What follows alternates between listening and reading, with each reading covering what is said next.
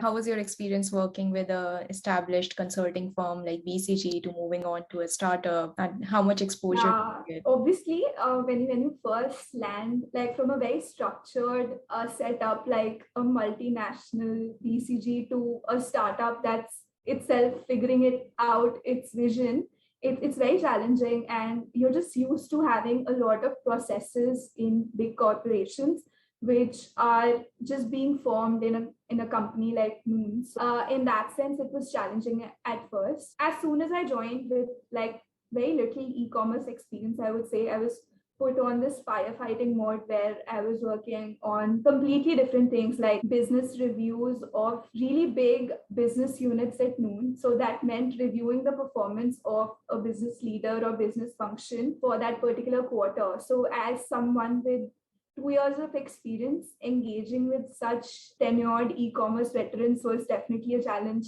Then at the same time, I was working as a project manager for the launch of our on-demand hyperlocal platform. So like working in a cross-functional setup, managing people's timelines, almost all of whom were very senior to me, was something that I had to manage. So I think these two things, like the lack of processes and the dynamic nature of a startup, influencing people without having the designation to, were two experiences that I take away. Oh, wow.